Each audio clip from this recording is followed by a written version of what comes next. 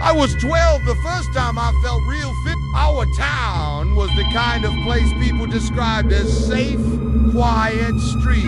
Neighbors who waved a corner pizza joint everyone knew by name. My parents, who had me young, had just begun to let me stay home alone at night, a milestone I wore like a badge of honor. That weekend, my sister was away, and my parents were going out with friends.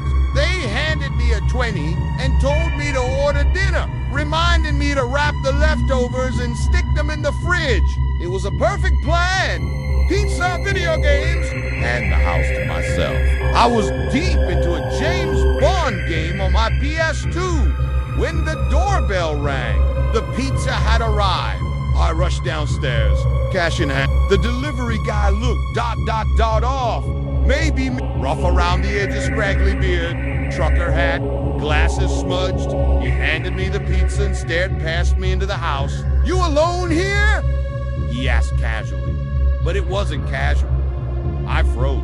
My parents had drilled this into me, don't give out personal information. But I panicked and said, "My parents are on their way home." He nodded slowly, handed me the change, and left.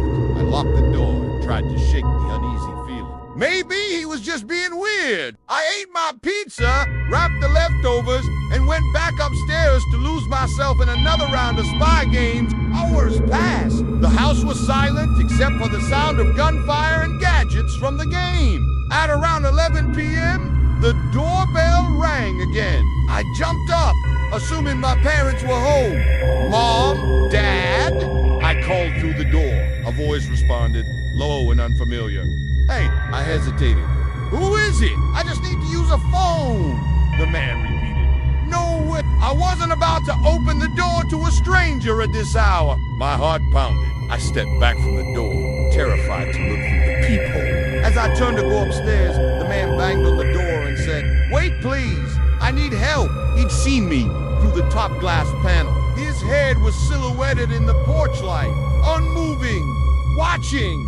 I bolted upstairs into my parents' room and grabbed the cordless phone. My hand shook as I called my mom. She answered, slightly buzzed from dinner and drinks, but my voice must have cut through the haze.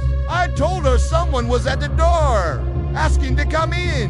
"Did you answer him? Did he see you?" I told her yes, saying that someone might know I was home alone. "The pizza guy?" she asked, and I knew she was thinking the same thing I was. Then the doorbell rang again.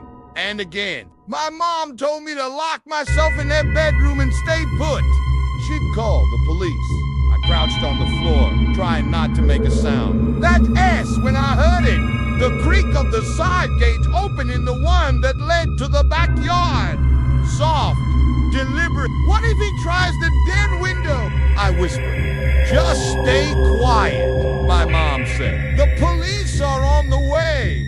And then I heard footsteps inside. He was in the house. I couldn't breathe. My mom told me to hide under the bed. I didn't even cry.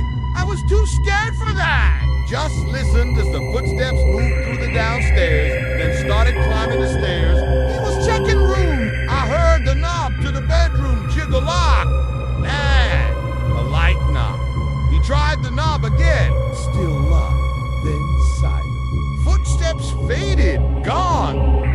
My mom was whispering updates the whole time. "They're almost there. Just stay down.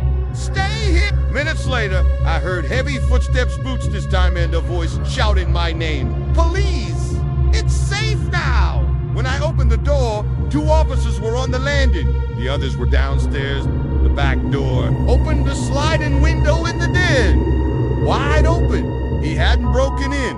He'd slipped in like he knew the house, like he'd planned it. When my parents got home, shaken and furious, we told the police everything, including the creepy question from the pizza guy. The next day, we went to Johnny's. I scanned the room, trying to find him. He wasn't there. The manager told us the guy I described sounded like Phil, but when we explained what had happened, the manager clammed up, said it couldn't have been him. Asked us to leave. My parents made a scene. We never saw Phil again. And we never got justice. Not really. The cops took a report. The manager denied everything. Lawyers wouldn't touch no evidence. But I know what I saw. I know who asked that question. I know he came back. That night changed everything. My parents didn't leave me alone for a long time after that. I never felt safe in that house the same way again. Because the truth is, in the quietest towns, the darkest things can still find their way in.